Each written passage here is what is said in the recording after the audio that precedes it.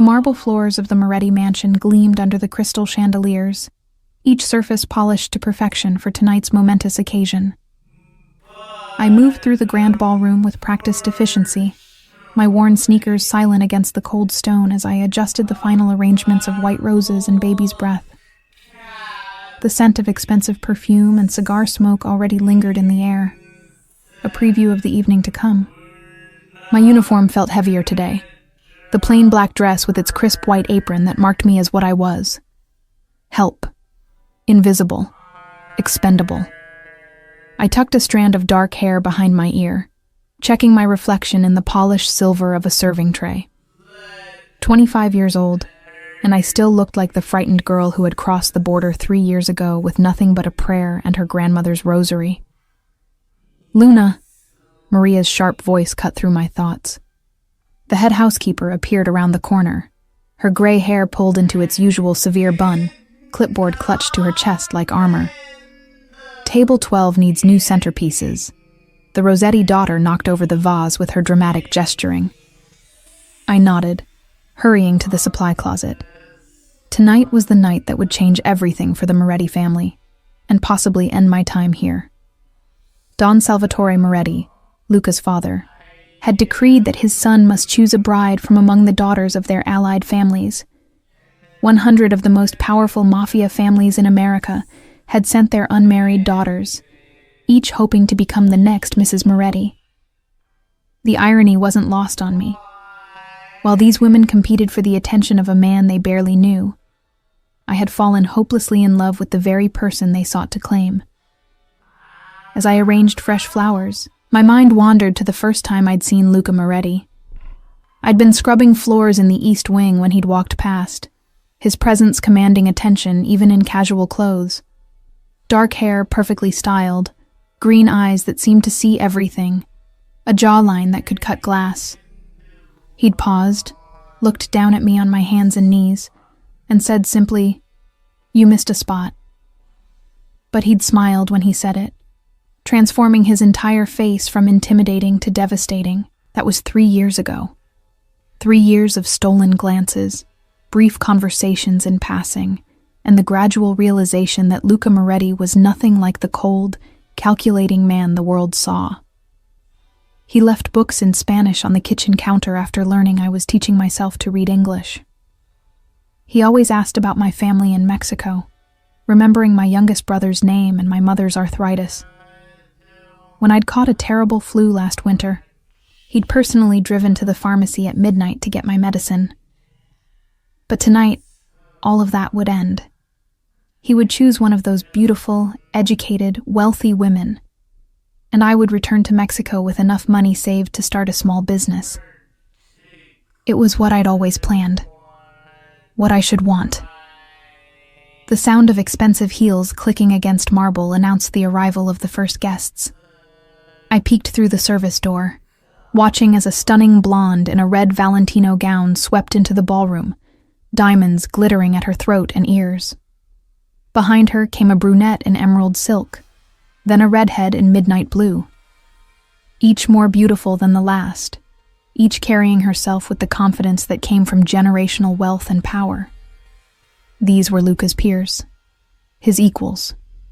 Women who understood his world of family obligations, territorial disputes, and the weight of legacy. Women who could stand beside him at charity galas and family meetings, who could navigate the treacherous waters of Mafia politics with a smile and a carefully placed word. I was just the maid who brought him coffee in the morning and made sure his shirts were pressed exactly how he liked them. "Luna, stop gawking and get back to work," Maria hissed, appearing beside me. "The Morettis will be down soon, and everything must be perfect." I retreated to the kitchen, where controlled chaos reigned. Chef Roberto barked orders in rapid Italian, while his staff plated hundreds of canapes with military precision. I fell into the familiar rhythm of work, arranging serving trays and polishing champagne flutes until they sparkled. "Have you seen him yet?" whispered Sophia, one of the newer maids, as she bumped my shoulder conspiratorially. "They say he looks like a movie star in his tuxedo." My chest tightened. I'm sure he looks very handsome. Maria says he has to pick someone tonight. Can you imagine? All those rich princesses fighting over one man? She giggled, unaware of the knife her words twisted in my heart. I heard the Russian girl brought a dowry worth $50 million. $50 million. The number echoed in my head as I continued my tasks. I sent $300 home to my family every month, nearly every penny I earned. In my entire lifetime, I would never see even a fraction of that amount. How foolish I'd been to think, even for a moment, that a man like Luca could see anything in someone like me. The kitchen door swung open, and Vincent Torino strode in, his bulk filling the doorway. Don Salvatore's right hand and enforcer, Vincent had always made my skin crawl. His small, dark eyes swept the room before landing on me with an expression I couldn't quite read. You. He pointed a thick finger in my direction. Luna, isn't it? I nodded, my mouth suddenly dry. In 3 years, Vincent had never spoken directly to me.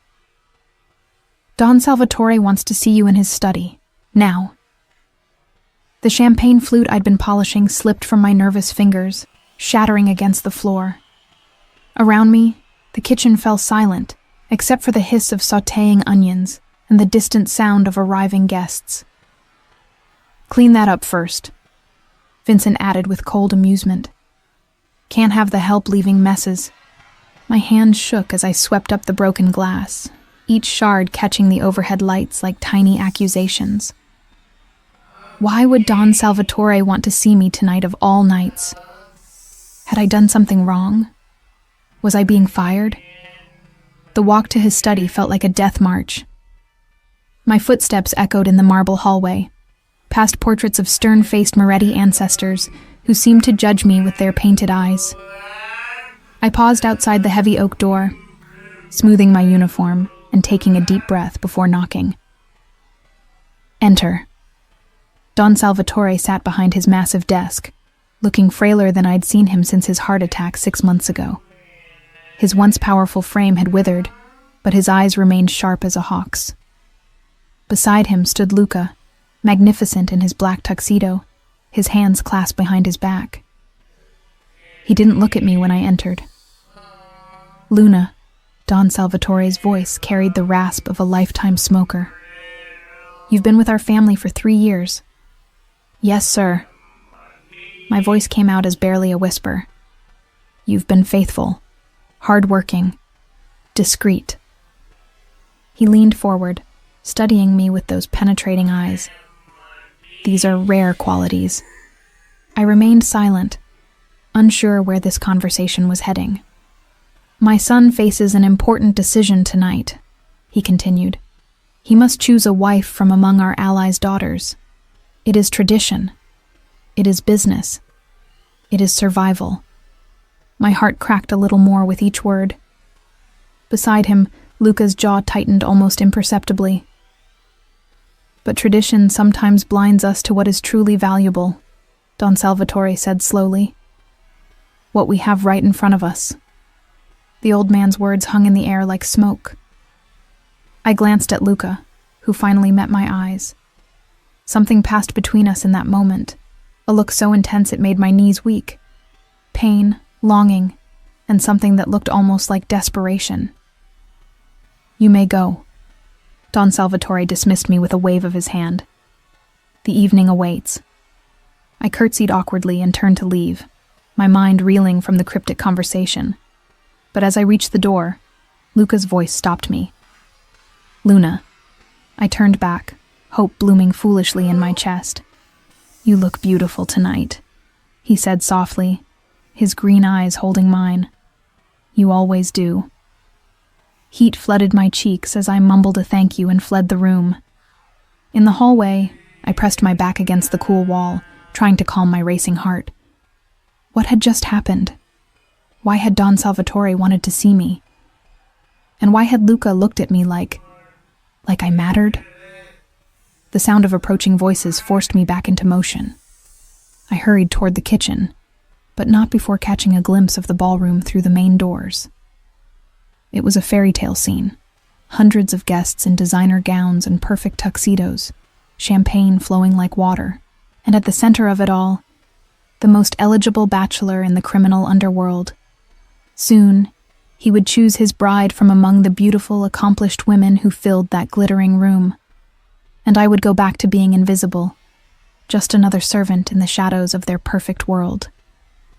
If only I knew that in less than an hour, Luca Moretti would turn that perfect world upside down with 5 simple words that would change everything. I choose Luna as my wife. The ballroom had transformed into a glittering battlefield. I watched through the service door as 100 of the most beautiful women I'd ever seen circulated through the crowd, each more stunning than the last. The Torino daughter wore a gown that probably cost more than my family's house, while the Benedetti girls' jewelry could fund my village's school for a decade. They moved with the grace of trained dancers, each conversation a carefully choreographed performance designed to catch Luca's attention. And Luca, God help me, he was magnificent. The black tuxedo fit him like it had been painted on, emphasizing his broad shoulders and lean waist. His dark hair was perfectly styled, and when he smiled politely at something one of the candidates said, I felt my heart clench with jealousy so fierce it took my breath away. "Stop torturing yourself," Maria muttered, appearing beside me with a tray of dirty glasses. "He's not for you, mija. The sooner you accept that, the better." But I couldn't look away. I watched as the Russian girl, Katerina Volkov, practically draped herself over Luca's arm, her platinum blonde hair catching the chandelier light like spun gold. She was everything I wasn't, tall where I was short, pale where I was olive-skinned, sophisticated where I was simple. When she laughed at something he said, the sound was like crystal bells. "The Volkov girl is the favorite," whispered Sophia, joining our illicit observation. I heard Vincent tell Chef Roberto that her father controls the entire East Coast shipping operation. The marriage would unite 2 of the most powerful families. My stomach churned. Of course. This wasn't about love or even attraction. This was business, pure and simple. Luca needed to choose the woman who would bring the most strategic advantage to the Moretti Empire. And what could a Mexican maid possibly offer that these princesses couldn't? "Luna." Chef Roberto's voice cracked like a whip. "Stop daydreaming and get these appetizers to table 6 before they get cold." I grabbed the heavy tray, balancing it carefully as I pushed through the service door into the ballroom proper. The noise hit me like a wave. Hundreds of conversations in multiple languages, the clink of crystal, the rustle of expensive fabric. The air was thick with competing perfumes and the underlying scent of power and money. I kept my head down, weaving between guests with practiced invisibility. Most barely registered my presence, their attention focused on the evening's main event. But as I approached table 6, where the younger sons and daughters of minor families were seated, I caught fragments of conversation that made my blood run cold. "Father says if Luca doesn't choose wisely, there could be war. The Chicago families are already making moves. Heard the old man might not make it through winter. War." The word echoed in my mind as I served the canapes with trembling hands. I'd always known the Morettis were powerful, but I'd been sheltered from the true reality of their world. Now, listening to these casual discussions of violence and territory, I began to understand the weight pressing down on Luca's shoulders. "Excuse me, miss." A smooth, accented voice made me look up. A man in his 30s with sharp cheekbones and cold blue eyes was studying me with interest. "You're the Moretti house staff, yes?" "Yes, sir," I replied carefully, recognizing him as one of the Eastern European guests. "Dmitry Kozlov." He introduced himself with a predatory smile. "I couldn't help but notice you seem familiar with the layout here. How long have you worked for the family?" Something in his tone made me uncomfortable. 3 years, sir." "Ah." His smile widened. "And in 3 years, you must have observed much, heard much. Such a valuable position for a young woman." Before I could respond, a warm hand settled on my shoulder. I looked up to find Luca standing beside me, his presence immediately changing the entire dynamic of the conversation. "Dimitri," Luca's voice carried a subtle warning. "I trust you're enjoying the evening?" Of course. Dimitri's demeanor shifted instantly to one of deference. "Just complimenting your excellent service staff. Such attention to detail." "Luna is one of our most trusted employees," Luca said, his hand still resting protectively on my shoulder. "I'm sure she has duties to attend to." I nodded quickly, grateful for the rescue, and hurried away with my empty tray. But I could feel both men's eyes following me, and something about the exchange left me deeply unsettled. Back in the kitchen, I tried to lose myself in work, but my mind kept returning to Dimitri's questions and the way he'd looked at me, like I was a piece of valuable information rather than a person. What had he been fishing for? And why had Luca's intervention felt so protective? "They're calling for the announcement." Sophia burst through the kitchen doors, her eyes wide with excitement. "Don Salvatore is about to present the candidates." Despite myself, I found myself drawn back to the service door. The ballroom had reorganized itself, with all the eligible daughters arranged in a semicircle around a raised platform where Don Salvatore stood, looking every inch the patriarch despite his failing health. Luca stood beside him, his expression carefully neutral as he surveyed the sea of hopeful faces. "My friends," Don Salvatore's voice carried clearly through the hushed room. "Tonight, we gather not just to celebrate our alliances, but to forge the future of our families. My son, Luca, will choose his bride from among these remarkable young women, each representing the finest traditions of our world." A murmur of anticipation rippled through the crowd. I watched as each candidate straightened, preparing for their moment in the spotlight. Katerina Volkov smoothed her already perfect hair, while the Benedetti girl adjusted her necklace to catch the light just so.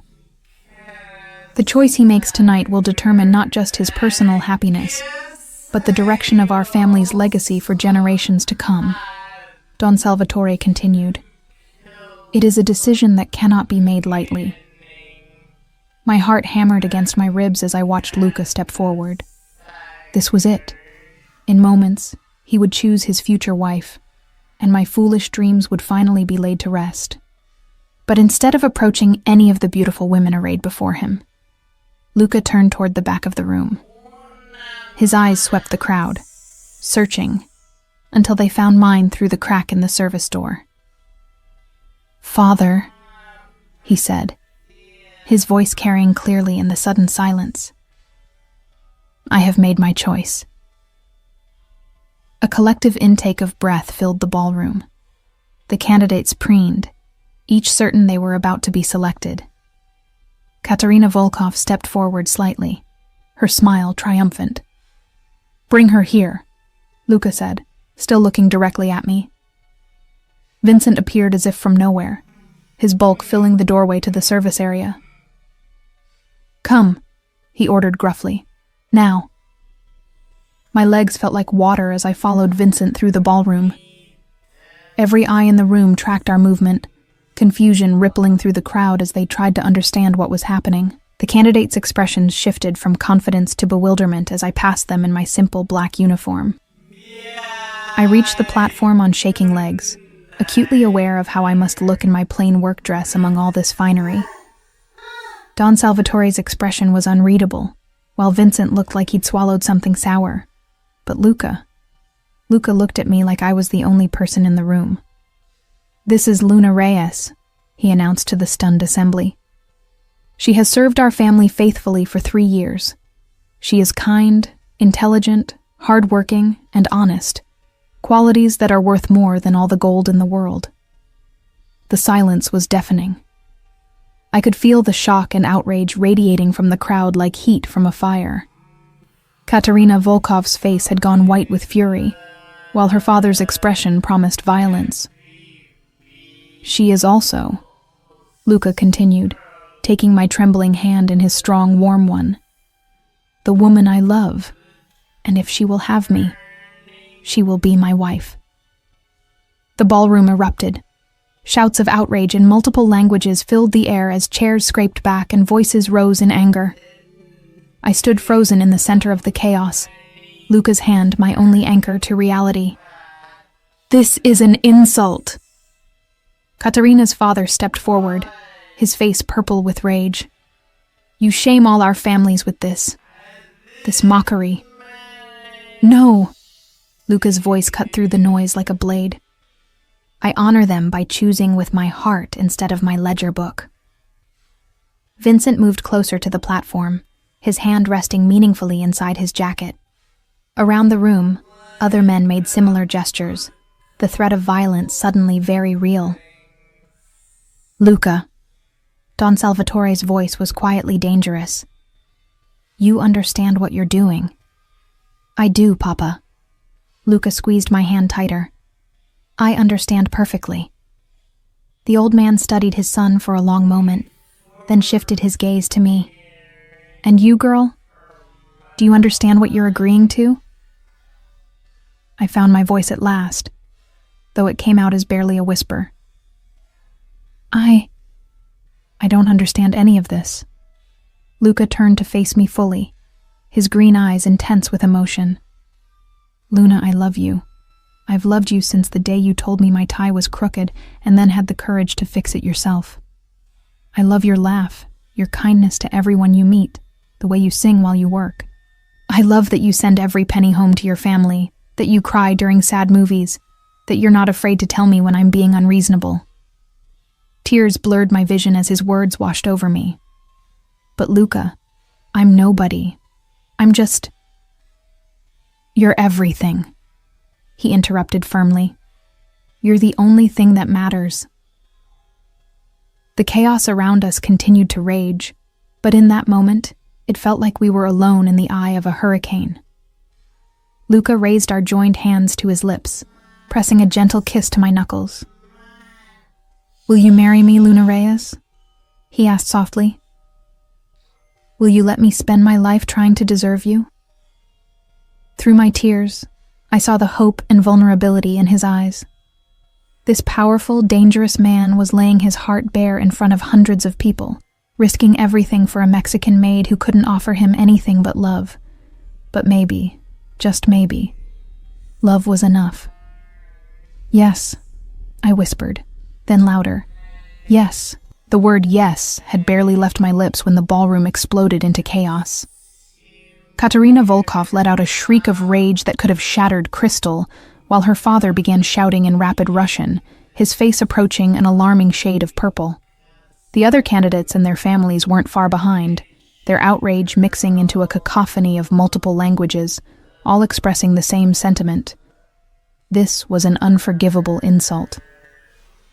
I stood frozen on the platform, still clutching Luca's hand, as the reality of what had just happened crashed over me like a tidal wave. These weren't just wealthy socialites I'd offended. These were the daughters and families of the most dangerous criminal organizations in North America. And I'd just humiliated every single one of them. Get her out of here, Vincent growled, moving toward us with murder in his eyes. This madness ends now. But Luca stepped protectively in front of me, his free hand disappearing inside his jacket.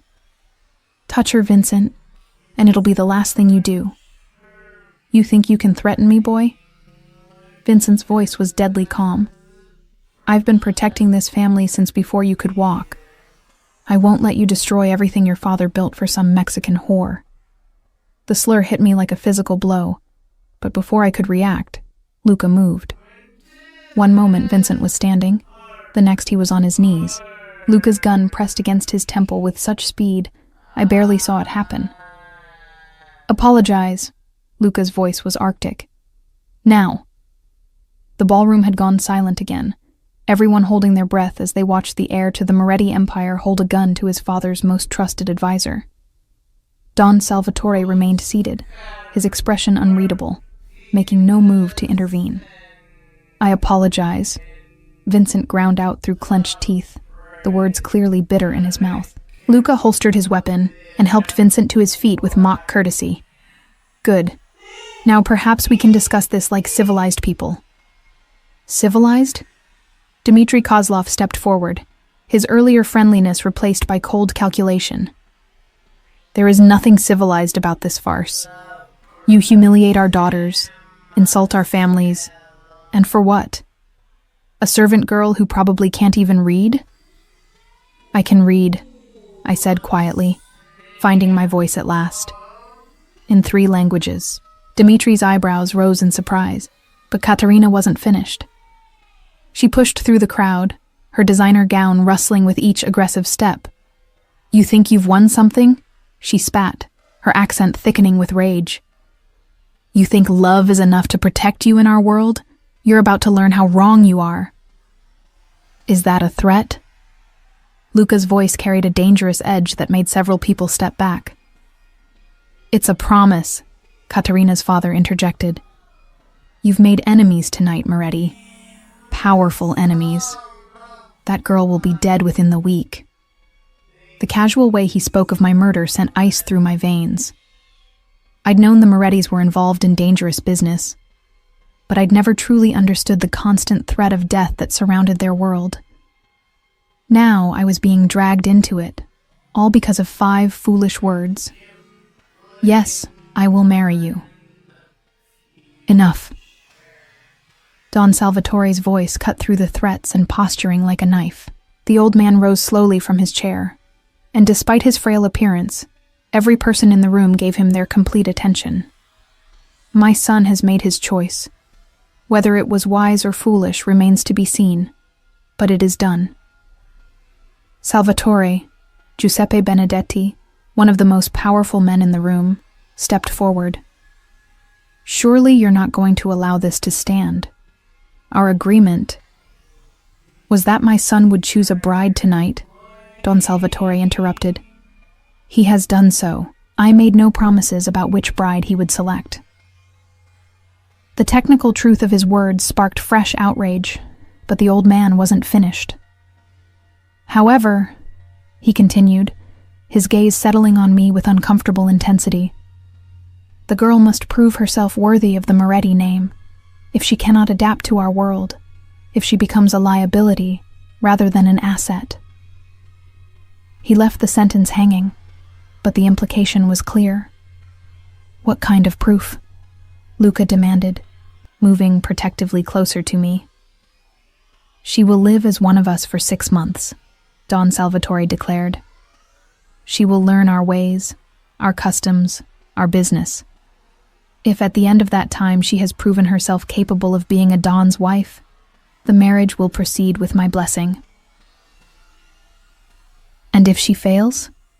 Vincent asked, hope creeping into his voice. Don Salvatore's smile was cold as winter.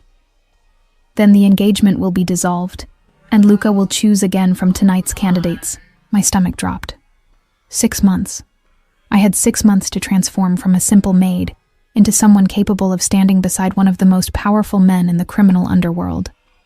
6 months to learn skills I'd never dreamed of needing, to navigate a world where a wrong word could mean death. I accept, I said before I could lose my nerve. The words came out stronger than I felt, and I saw surprise flicker across several faces. You don't know what you're agreeing to, Katerina said with vicious satisfaction. Our world will eat you alive, little mouse. Perhaps, I replied, drawing on reserves of courage I didn't know I possessed. But I'm stronger than I look. Luca squeezed my hand, pride and worry warring in his expression. Around us, the crowd began to disperse, but I could feel their eyes on me, measuring, calculating, waiting for me to fail.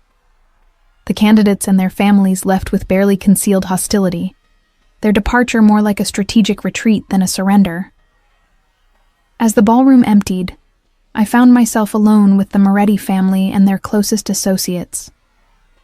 The weight of what I'd just committed to pressed down on me like a physical thing, making it hard to breathe. Luna, Don Salvatore approached me, his cane tapping against the marble floor. Walk with me.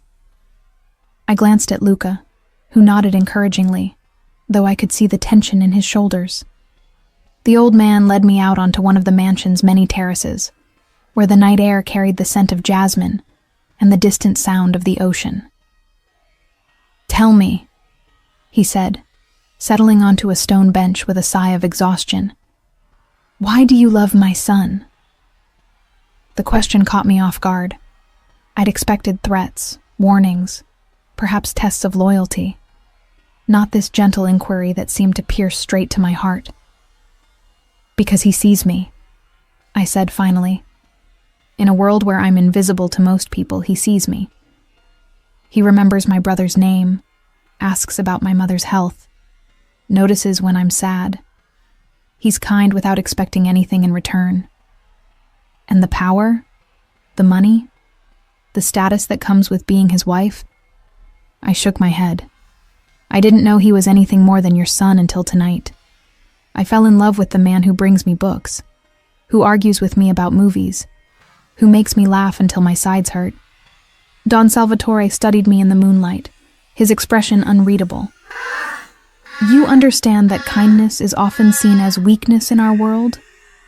That the woman who stands beside my son must be strong enough to make hard choices, to protect what matters most, even when it costs her everything?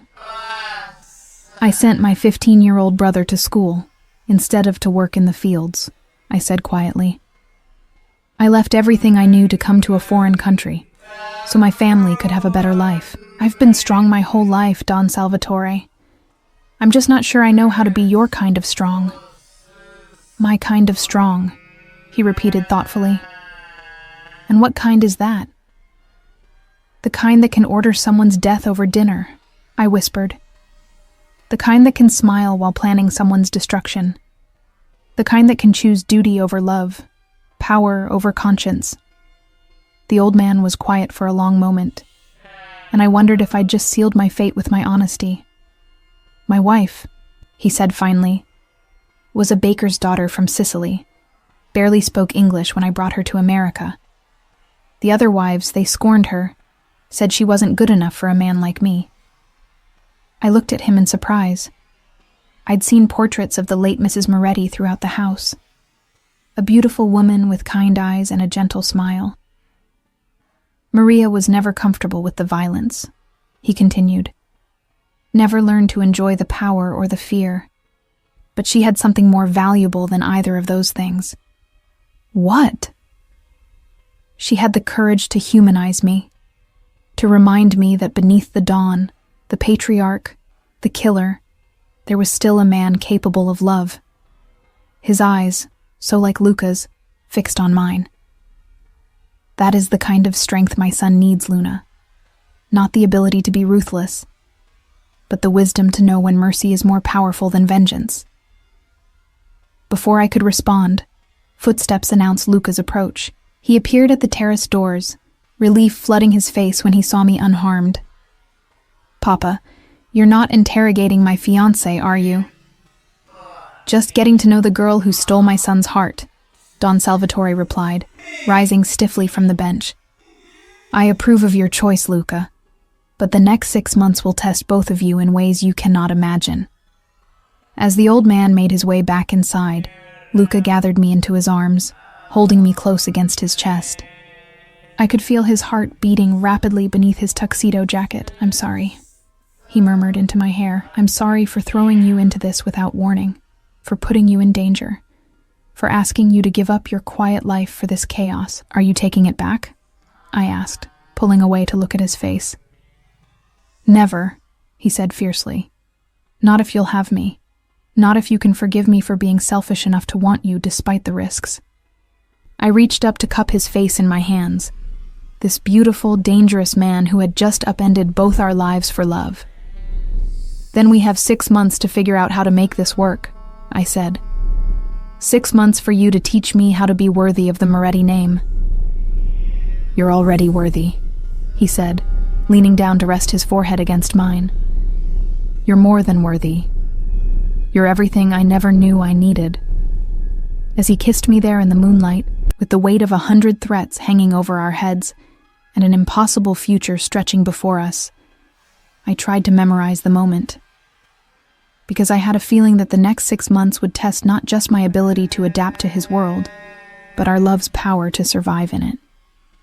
The morning after the ball, I woke up in a bedroom that cost more than my family's annual income, wearing silk pajamas that still had their tags attached. My simple uniform had been whisked away during the night, replaced by a wardrobe that appeared as if by magic. Designer clothes in exactly my size, each piece worth more than I'd ever owned in my entire life. I stood before the floor-to-ceiling mirror in what was now my dressing room, staring at a stranger. The woman looking back at me wore a tailored cream-colored blouse and charcoal slacks that hugged her curves in ways that made her look sophisticated, expensive, but her eyes, my eyes, were wide with terror and uncertainty. A soft knock interrupted my identity crisis. "Come in," I called, expecting one of the maids. Instead, an elegant woman in her 50s entered, her silver hair perfectly coiffed, and her navy suit screaming understated wealth. She moved with the confidence of someone accustomed to authority, her pale blue eyes assessing me with the thoroughness of a military inspection. "Luna Reyes," she said, her voice carrying a slight Italian accent.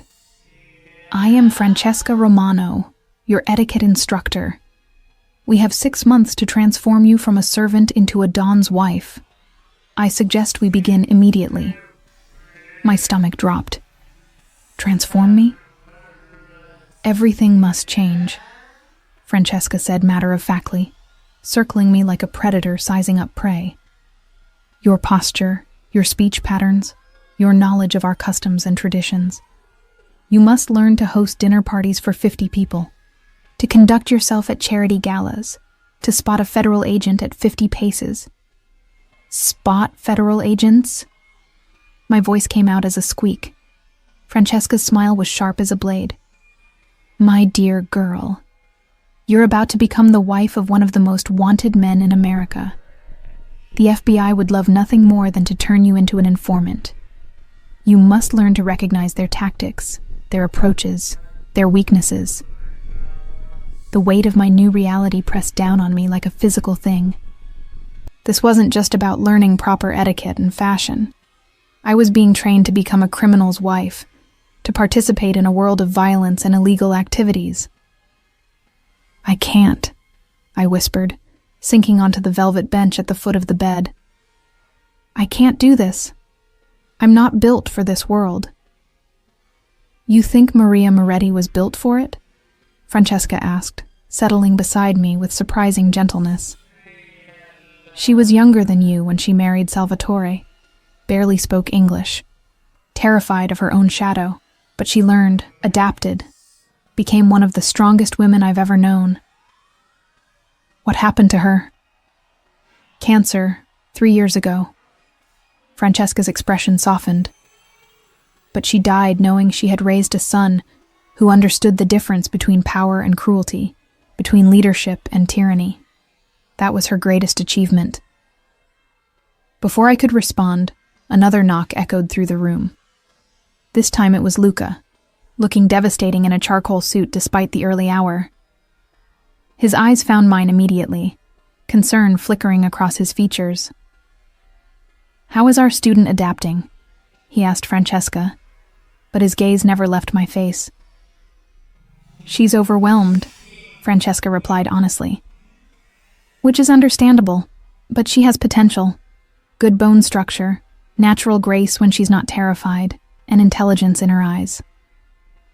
"I'm sitting right here," I said dryly, finding my voice again. Luca's mouth quirked into that smile that never failed to make my heart skip. "Yes, you are, and you're beautiful." Heat flooded my cheeks, but Francesca was already standing, all business again. "Luca, I need her for 3 hours this morning. Posture, dining etiquette, and basic conversation skills. This afternoon, she has appointments with the stylist, the personal shopper, and the linguist." "Linguist?" I echoed weakly. "Your Spanish is excellent. Your English very good. But you need to understand Italian fluently," Francesca explained. Many of our conversations will be conducted in the old language, especially when discretion is required. And tonight, Luca added, his expression growing serious, you'll attend your first family dinner. Vincent will be there, along with several other key associates. It's important that you make a good impression. My stomach churned with anxiety. What if I mess up? What if I say the wrong thing? Luca crossed the room in 3 quick strides, taking my hands in his warm, strong ones. Then we'll handle it together. You're not alone in this, Luna. I won't let anyone hurt you. The intensity in his voice reminded me why I'd said yes in the first place. Despite the terror, despite the impossible odds, I loved this man. And love, as my grandmother always said, could conquer anything, even mortal danger and federal investigations. The next few hours passed in a blur of instruction that left my head spinning. Francesca was a merciless teacher, correcting everything from the way I held my fork to the angle of my chin when speaking to social superiors. I learned that there were 17 different ways to arrange a place setting, each conveying subtle messages about the importance of the guests. I discovered that my natural tendency to look people directly in the eye was considered aggressive in certain social circles, while in others it was a sign of respect. You must read people constantly, Francesca explained as we practiced walking in heels that cost more than my monthly salary. Body language, tone of voice, the clothes they choose to wear, everything tells a story. In our world, the ability to read these stories can mean the difference between life and death. Our world, I repeated, still struggling with the reality of that phrase. I'm still not sure I understand what our world actually is. Francesca paused in her instruction, studying me with those sharp blue eyes. What do you think it is? Organized crime, I said honestly. The Mafia. Violence and illegal activities wrapped up in expensive suits and fancy restaurants. And what? What else? She pressed. What do you see when you look at Luca, at his father, at the way this household runs? I considered the question seriously. Protection, I said slowly. When my mother got sick last year, Luca made sure she had the best doctors in Mexico City, even though I never asked for help. When Mrs. Patterson from the flower shop was being harassed by those gang members, they suddenly stopped coming around after Vincent had a conversation with them. Exactly. Francesca nodded approvingly. We are not merely criminals, Luna. We are protectors, providers, guardians of our communities. Yes, we operate outside the law, but we have our own code, our own sense of justice. But people still die, I whispered. People still get hurt. People die in wars fought by governments too, she replied. People get hurt by legal businesses that pollute their water and steal their pensions. At least we're honest about who we are and what we do. The moral complexity of her words left me reeling. I'd grown up believing in clear lines between right and wrong, good and evil. But here in the Moretti mansion, surrounded by luxury built on criminal enterprise yet witnessing genuine care and protection, those lines seemed to blur and shift like smoke. By the time the afternoon appointments arrived, my head was pounding with information overload. The stylist, a tiny woman named Celeste who spoke in rapid-fire French, attacked my appearance with the fervor of a general planning a military campaign. My eyebrows were reshaped, my hair trimmed and professionally colored to bring out highlights I didn't know I had. A dermatologist appeared to assess my skincare needs, followed by a makeup artist who taught me techniques for creating natural beauty that required more products than I could count. The personal shopper, an impeccably dressed man named Marcus, had filled my new closet with a wardrobe suitable for every possible occasion. Casual wear for family dinners, cocktail dresses for business meetings, formal gowns for charity events, and exercise clothes for the physical training that apparently was also part of my education. Physical training? I asked weakly when Francesca mentioned it. Self-defense, weapons handling, situational awareness, she replied as if discussing the weather. A Don's wife must be able to protect herself and others when necessary. Weapons handling? The words came out as a squeak. Nothing too advanced initially. Basic handgun safety and accuracy, some knife work for close quarters. Vincent will handle that portion of your training. The thought of Vincent teaching me to kill people made my skin crawl. But before I could protest, Luca appeared in the doorway. "How's my beautiful fiancée surviving her first day of finishing school?" he asked, but I could see the concern in his eyes.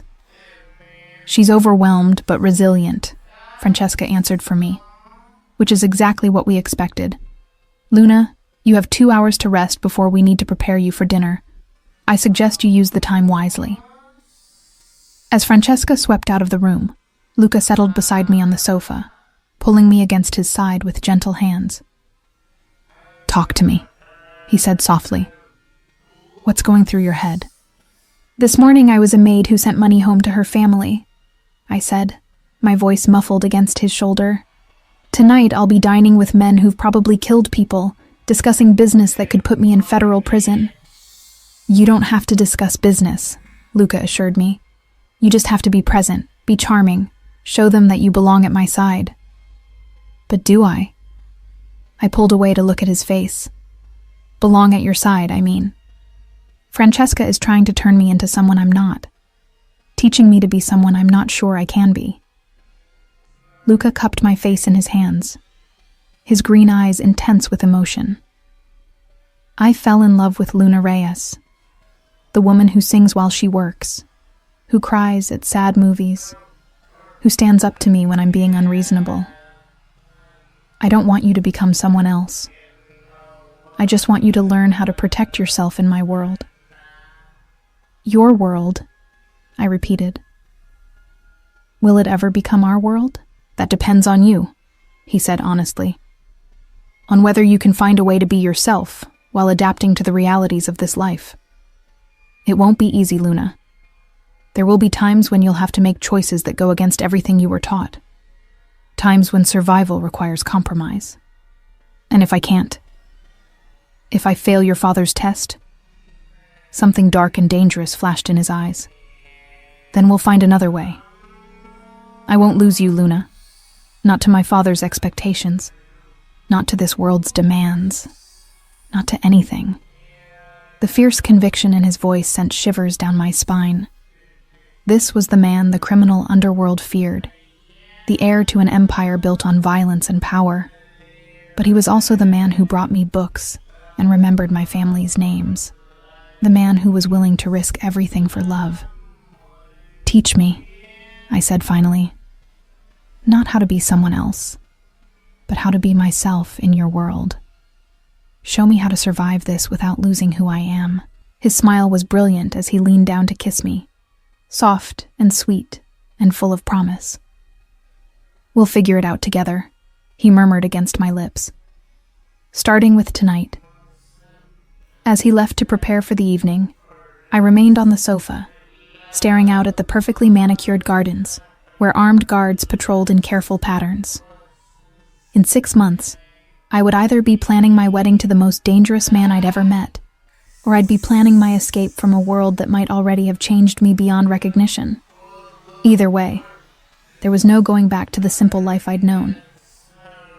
The maid named Luna Reyes was gone forever, replaced by someone I didn't yet understand. The question was, would the woman I became still be worthy of the love that had started this transformation? Only time would tell. 3 months into my education, I could load and fire a Glock 19 in under 4 seconds, distinguish between federal agents and genuine businessmen by their shoes alone, and conduct a dinner conversation in Italian while mentally cataloging the exits in any room. I'd also witnessed my first business meeting, a polite discussion in the mansion's library that ended with a rival family's representative leaving pale and shaking, having agreed to terms that were decidedly in the Moretti's favor. I was becoming someone I barely recognized, and it terrified me almost as much as it exhilarated me. The real test came on a rainy Thursday evening when Luca received a phone call that made his face go completely white. I was in the study, practicing my Italian with Alessandro, the language tutor, when Luca burst through the doors with an expression I'd never seen before. Pure, unadulterated panic. "Luna," he said, his voice tight with control. "We need to leave, now." "What's wrong?" I asked, immediately rising from my chair as Alessandro gathered his materials and melted away into the corridor. "The Kozlovs have taken Sofia," Luca said, grabbing my arm and steering me toward the door. "They're using her to get to you." The blood drained from my face. Sofia, my friend from the kitchen. The sweet girl who'd gossiped with me about the eligible daughters at the ball. They'd taken her because of me. "They want to trade," Luca continued as we hurried through the hallways, Vincent and 3 other men falling into step behind us. "Sofia for you. They've given us 2 hours to decide." "There's nothing to decide," I said immediately, my voice steadier than I expected. "We make the trade." Luca stopped so abruptly I nearly collided with him. "Absolutely not. Luca, she's innocent in all this. She was taken because of me." "Which is exactly why I won't hand you over to the Russians," he interrupted, his green eyes blazing. "Do you have any idea what they'll do to you? What they'll use you for?" "What they'll do to Sofia if we don't," I shot back, drawing on the steel I'd been developing over the past months. "She has a younger sister, Luca, a mother who depends on her income.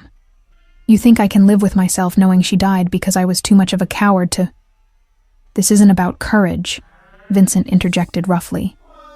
"It's about strategy. We don't negotiate with the Russians. Ever." I turned to face Vincent, the man who'd called me a whore 3 months ago and had spent the week since grudgingly teaching me to kill. "And what's your strategic solution? Let them torture an innocent girl to death?" "Better her than you," he said bluntly. "You're going to be the Don's wife. She's replaceable."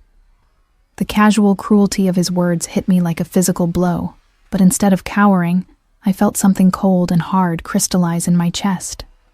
This was the moment Francesca had warned me about, when I would have to choose between my old moral certainties and the pragmatic brutality of this world.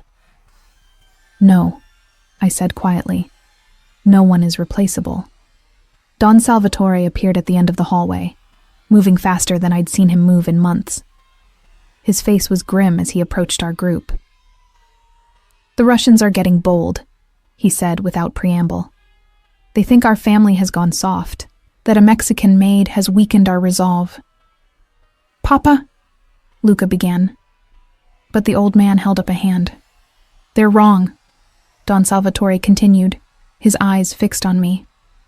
"But they won't believe it until we show them. Luna, what do you propose we do?" The question caught me off guard. For 3 months, I'd been learning to follow orders, to defer to authority, to let the men make the dangerous decisions. Now the head of the family was asking for my opinion on a matter of life and death. "We go to the meeting," I said, thinking quickly, "but not to make the trade. We go to make them regret taking something that belongs to us." Vincent's eyebrows shot up. "You want to start a war with the Russians?" "I want to end one before it begins," I corrected. "They took Sofia to test our resolve, to see if sentiment makes us weak. We show them it makes us more dangerous." Luca was staring at me like he'd never seen me before. "What exactly are you suggesting?" I took a deep breath, barely believing the words that were about to come out of my mouth. "I'm suggesting we make them wish they'd never heard the name Moretti. But first, we save Sofia." Don Salvatore's smile was sharp as a blade. "Interesting. And how do you propose we accomplish both objectives?" "By giving them exactly what they think they want," I said, the plan forming even as I spoke. "Me." "Luna, no." Luca stepped forward, but I held up my hand. "Let me finish. We give them me, but not the helpless maid they're expecting. We give them the woman you've spent 3 months training to be dangerous." Understanding dawned in Don Salvatore's eyes. "A Trojan horse." "Exactly. They want to use me against you? Let them try. But while they're focused on gloating over their prize, we take back what's ours and make sure they never make this mistake again." The room fell silent as the men processed my proposal. Vincent looked skeptical. Luca appeared torn between pride and terror, and Don Salvatore. Don Salvatore looked impressed. "It's dangerous," the old man said finally. "If something goes wrong, if they suspect deception." "Then you'll have a war anyway," I pointed out. "At least this way, we fight it on our terms." "The girl has a point," Vincent admitted grudgingly. "And if we're going to move, we need to move fast. They're expecting an answer in 90 minutes. Luca grabbed my shoulders, his face intense with emotion. "Luna, I can't ask you to do this. I won't ask you to put yourself in that kind of danger." "You're not asking," I said gently, reaching up to touch his face. "I'm choosing. This is what it means to be part of this family, isn't it? To protect our own, no matter the cost." "She's right," Don Salvatore said quietly. "And she's ready." The next hour passed in a blur of preparation. I was fitted with a wire so thin it was virtually undetectable, given a ceramic knife that would pass through metal detectors, and briefed on the layout of the warehouse where the exchange would take place. Vincent, to his credit, ran through every contingency he could think of, making sure I understood the signals and protocols. "Remember," he said as we prepared to leave, "you're not the scared maid anymore. You're a Moretti. Act like it." The warehouse district was exactly what I'd expected. Dark, isolated, and full of shadows where anything could happen. As our convoy approached the designated building, I could feel my heart hammering against my ribs, but my hands were steady. 3 months of training had prepared me for this moment, even if I'd never imagined I'd actually use it. "Last chance to change your mind," Luca said, as our car stopped a block away from the warehouse. I kissed him hard, pouring all my love and determination into the contact. "See you on the other side," I whispered. The warehouse was exactly as Vincent had described, a cavernous space filled with shipping containers and abandoned machinery. Dmitry Kozlov waited in the center of the floor, flanked by 6 armed men. And there, tied to a chair with blood on her face, was Sophia. My training kicked in immediately. I cataloged the positions of the guards, noted the exits, identified the weapons I could see. But underneath the tactical assessment, rage burned cold and bright. They'd hurt my friend. That was a mistake they were going to regret. "Luna Reyes," Dmitry called out as I approached, his voice echoing in the vast space. "So good of you to join us. I trust you understand the terms of our arrangement?" "I understand you made a serious error in judgment," I replied, my voice carrying further than it should have in the empty space, loud enough for the listening devices to pick up clearly. Dmitry's smile faltered slightly. Brave words for a woman walking into a trap. "Who says I'm the one walking into a trap?" I asked, taking another step forward. That's when the lights went out. What followed was chaos in the darkness. Shouts in Russian, the crack of gunfire, the sound of running feet. I dropped to the floor and rolled behind a shipping container as trained, my ceramic knife already in my hand. Through the shadows, I could see muzzle flashes and hear Vincent's voice barking orders. A hand grabbed my shoulder and I spun, the knife cutting through the darkness until it met flesh. A man screamed and stumbled away, clutching his arm. Not Sophia. Wrong build, wrong voice. "Luna!" Sophia's terrified cry cut through the noise. I moved toward the sound, staying low, using the containers for cover. My night vision was better than I'd expected, another benefit of Vincent's relentless training. I found Sophia still tied to the chair, her eyes wide with terror but alive. Blessedly alive. "It's okay," I whispered, cutting her bonds with quick, efficient movements. "Can you walk?" She nodded, too shocked to speak. The gunfire was dying down now, replaced by the sounds of surrender and men calling for mercy in Russian. The Moretti soldiers had done their job with typical efficiency. As backup lights flickered on, illuminating the warehouse in harsh industrial brightness. I could see the aftermath of our strategy. Dmitri knelt in the center of the floor, his hands zip-tied behind his back, blood trickling from a head wound. His men were either dead or similarly restrained. The whole operation had taken less than 5 minutes. Luka appeared through the smoke and shadows, his eyes immediately finding mine across the warehouse floor. Relief flooded his face when he saw me standing unharmed beside Sophia. "Is it over?" Sophia whispered, clinging to my arm. "This part is," I replied, helping her walk toward the exit. But as we reached the warehouse doors, Dimitri's voice called out behind us, filled with venom and promise. "This isn't finished, Mexican whore. You think you can play in our world? You think you can threaten us and walk away? We'll destroy everything you love, starting with your precious family in Mexico." I stopped walking. Slowly, I turned back to face him, and in that moment, I felt the last vestiges of the frightened maid I'd once been finally die. In her place stood someone harder, colder, infinitely more dangerous. "Vincent," I called without taking my eyes off Dmitri. "Give me your gun." "Luna." Luka's voice carried a warning, but I held up my hand. "Give me your gun." Vincent, after a moment's hesitation, pressed his Glock into my palm. The weight of it was familiar now, comfortable.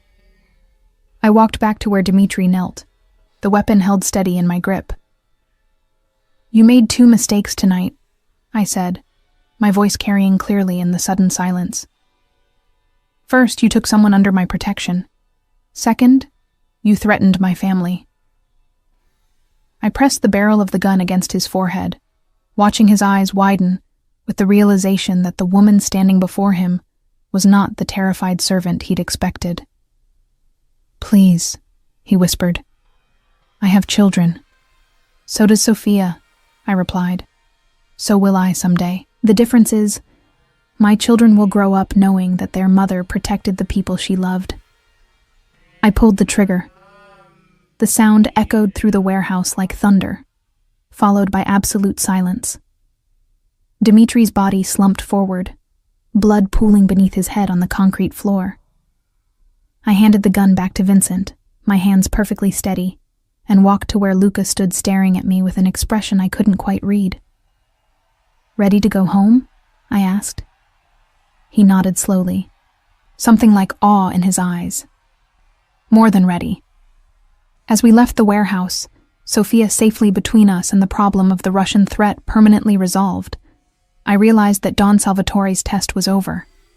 I had proven myself capable of being a Don's wife, not just through social graces and language skills, but through the willingness to kill to protect what mattered most.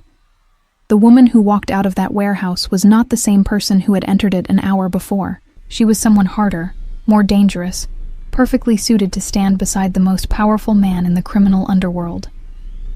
She was, finally and completely, a Moretti.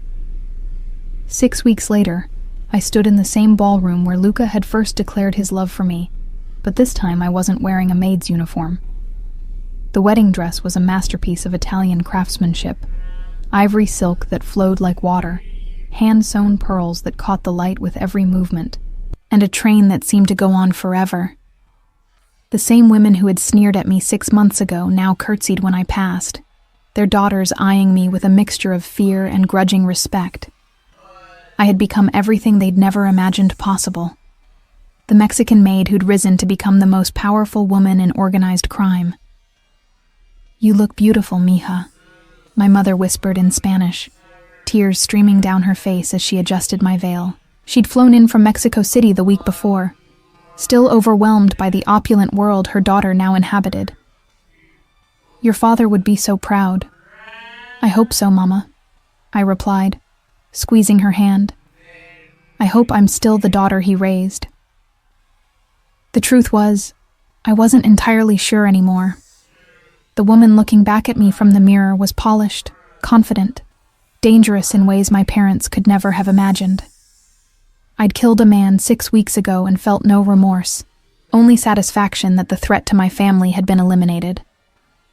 I'd learned to read financial reports that detailed money laundering operations, to plan charity events that were really fronts for criminal enterprises, to smile while discussing matters that would horrify most people. But I'd also learned that love could exist in the darkest places, that loyalty could be its own form of morality, and that sometimes protecting the people you cared about required crossing lines you'd never imagined you could cross.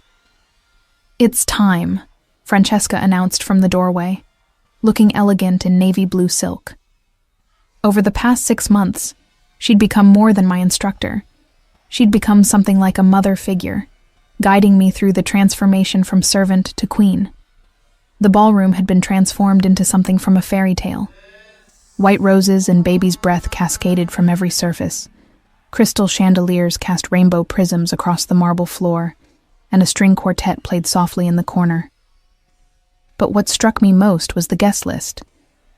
Every major crime family in North America was represented, their attendance a clear signal that the Morettis had not only survived my unconventional addition to their family, but had grown stronger because of it. Even some of the daughters from the original ball were present, no longer competitors, but potential allies.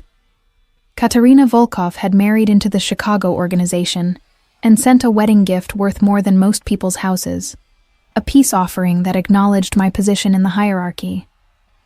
As I walked down the aisle on my brother Miguel's arm, flown in specifically for the honor, I saw faces that had become familiar over the past months. Vincent, who'd grudgingly admitted I had good instincts for violence. Alessandro, my language tutor, who beamed with pride at how perfectly I now spoke Italian. The household staff who'd initially viewed me as an upstart interloper, but now treated me with the deference due their future mistress. And at the end of the aisle, standing beneath an arch of white roses, with the morning light streaming through the windows behind him, was Luca. He looked magnificent in his black tuxedo, his dark hair perfectly styled, his green eyes bright with emotion as he watched me approach. But what struck me most was his expression. Not just love, but profound respect. The man who could have married any woman in the world had chosen me, and 6 months later, he was more certain of that choice than ever. Don Salvatore stood beside his son, looking frailer than ever, but with pride radiating from every line of his body. He'd told me the week before that I'd exceeded his expectations, that I'd proven myself worthy not just of his son, but of the Moretti name itself. "Who gives this woman to be married?" Father Martinez asked when we reached the altar. "Her family does," Miguel replied in careful English, "and we do so with great pride." As Miguel placed my hand in Luca's, I felt the symbolic weight of the moment. I was leaving one life behind and stepping fully into another, accepting not just marriage but leadership, responsibility, and all the dark complexities that came with it. The ceremony itself passed in a blur of traditional vows and personal promises. But when Luca slipped the ring onto my finger, a perfect emerald surrounded by diamonds that had belonged to his grandmother, I felt something shift inside me. The last piece of the transformation clicking into place. "I now pronounce you husband and wife," Father Martinez announced. "You may kiss your bride." Luca's kiss was soft and sweet and full of promise. But when he pulled away, he whispered something in my ear that sent shivers down my spine. "Welcome to your kingdom, my queen." The reception was a study in controlled celebration. Champagne flowed like water, the food was exquisite, and the gifts displayed on tables around the ballroom represented enough wealth to fund a small country. But underneath the festivity was the constant undercurrent of business, deals being negotiated through seemingly casual conversations, alliances being formed and reformed with every handshake. I moved through it all with the grace Francesca had drilled into me, accepting congratulations with the perfect balance of warmth and authority. I was no longer the terrified girl who'd been dragged into this world against her will. I was a willing participant, a partner in every sense of the word. Mrs. Moretti, Giuseppe Benedetti approached me during the dancing, his earlier hostility replaced by careful respect. I owe you an apology for my behavior at the engagement announcement." "Think nothing of it," I replied graciously. "You were protecting your daughter's interests. I respect that." "Your handling of the Russian situation was impressive," he continued. "My associates in Chicago were quite taken with your directness." I smiled, the expression feeling natural despite its calculating undertones. Sometimes the old ways are still the best ways.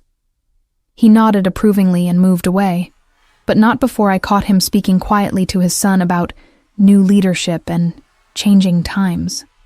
Word of my actions had spread throughout the criminal underworld, establishing my reputation as someone not to be underestimated. As the evening wore on, I found myself standing on one of the terraces with Luca, looking out over the grounds where we'd had our first serious conversation about his world 6 months ago. "Regrets?" he asked softly, his arm around my waist. I considered the question seriously. 6 months ago, I'd been sending money home to Mexico, planning to return there eventually to open a small restaurant. I'd had simple dreams, modest goals, a clean conscience. Now I was married to a man who commanded an empire built on violence and fear, and I'd killed someone with my own hands to protect what I loved. "No," I said finally, and meant it. No regrets, but questions. Such as, what happens now? Do I just exist as your wife, or do I have a role to play in all this? Luca's smile was dangerous and beautiful. "You have whatever role you want, my love. Papa's stepping back from day-to-day operations, focusing on his health. Someone needs to take his place as the family's strategic mind. You, me for operations, muscle, territorial concerns," he agreed. "But strategy, long-term planning, relationship management with our allies." He turned to face me fully. "Those require a different kind of intelligence. The kind you've demonstrated you possess." The implication hit me like a lightning bolt. He wasn't just offering me a seat at the table. He was offering me co-leadership of one of the most powerful criminal organizations in America. "That's a lot of responsibility," I said carefully. "It is, and it's dangerous work. There will always be people who want to challenge us, who see our love as weakness instead of strength." His hand cupped my face gently. "But I can't think of anyone I'd rather have watching my back." Before I could respond, Vincent appeared in the doorway to the terrace, his expression urgent. "Boss, we have a situation. The Torinos are here, and they're asking for a private meeting." Luca's expression hardened instantly. The Torinos controlled territory in New Jersey and had been making aggressive moves toward Moretti interests for months. "Now?" I asked. "During our wedding reception? That's probably the point," Luca replied grimly. "Public venue, lots of witnesses. They think we can't refuse without looking weak." "Then we don't refuse," I said, my mind already working through the implications. "We take the meeting, but on our terms." Both men looked at me with interest. Vincent, in particular, seemed curious to see how I'd handle my first real test as the new Mrs. Moretti. "Bring them to Papa's study," I continued. "The room project's authority, and there are advantages to making them come to us rather than meeting on neutral ground." "And the nature of the meeting?" Luca asked. I smiled, feeling the cold calculation that had become second nature over the past months. "We listen to what they have to say, and then we remind them why it's a mistake to interrupt a Moretti family celebration." 20 minutes later, I sat beside Luca in Don Salvatore's study, still wearing my wedding dress, but with my grandmother's rosary wrapped around my wrist like armor. Across from us, 3 Torino family representatives sat with the careful posture of men, trying to project strength while sitting in their enemy's stronghold. "Congratulations on your marriage," Frank Torino, the family's underboss, said with false joviality. "Beautiful ceremony. Quite a surprising choice of bride." "Thank you," I replied before Luca could respond. "We're very happy." I'm sure you are, and I'm sure you understand that marriage often requires adjustments, compromises, new arrangements to keep everyone satisfied. Here it was, the real reason for their visit. They were testing whether my presence made Luca vulnerable, whether love had made him soft. "What kind of arrangements did you have in mind?" I asked, my voice perfectly pleasant. Frank smiled, clearly thinking he was dealing with a naive newcomer. "The shipping routes through Newark, for instance. The Morettis have had control for years, but times change. Perhaps it's time for a more collaborative approach." "Collaboration," I repeated thoughtfully. "An interesting concept. Tell me, Mr. Torino, what exactly are you bringing to this potential collaboration?" "Manpower, protection, local knowledge." "Things we already have," I interrupted smoothly. "So really, you're asking us to give up profitable territory in exchange for what? The privilege of avoiding a war?" Frank's mask slipped slightly, revealing the aggression underneath. "Wars are expensive, Mrs. Moretti. They disrupt business, harm families. Surely a new bride doesn't want her honeymoon interrupted by violence." I leaned forward slightly, my voice dropping to a whisper that somehow carried more menace than shouting. "Mr. Torino, let me make something very clear. I didn't marry into this family to play house and plan dinner parties. I married into it to help it grow stronger, more powerful, more feared." The room had gone very quiet. Even Luca was watching me with fascination. "6 months ago, I was nobody," I continued. "A maid who cleaned floors and served drinks. But you know what I learned in those months of transformation? Power isn't inherited. It's taken. Respect isn't given. It's earned. And fear." I smiled and saw Frank actually flinch. "Fear is a choice." I stood, my wedding dress rustling like silk armor, and walked to the window overlooking the grounds where our wedding guests were still celebrating. "You made a choice tonight, Mr. Torino. You chose to come into my home, on my wedding day, and threaten my family. You chose to test whether my husband's love for me made him weak." I turned back to face him. "Would you like to know what I choose?" Frank was sweating now, clearly realizing he'd miscalculated badly. "I choose to give you a wedding gift," I said pleasantly. "Safe passage home tonight. Time to reconsider your position. An opportunity to remember why the Moretti name commands respect throughout this region." "And if we don't take your gift?" one of the other men asked. My smile widened. "Then you'll discover that the woman who killed Dmitry Kozlov 6 weeks ago was just getting started. Vincent, please escort our guests to their car. Make sure they understand the terms of my generosity." As the Torino representatives were led away, their bravado replaced by nervous glances and hurried footsteps, Luca stood and approached me with an expression of awe and desire. "That," he said, pulling me into his arms, "was the most beautiful thing I've ever seen." "More beautiful than the wedding dress?" "Much more beautiful than the wedding dress," he murmured against my neck. "Though I have to admit, the combination of deadly threats and ivory silk is doing things to me." I laughed, the sound bright and clear in the aftermath of controlled violence. "Good thing we're already married, then." "Good thing indeed, Mrs. Moretti." Mrs. Moretti. The name still sent shivers through me, but now they were shivers of power rather than fear.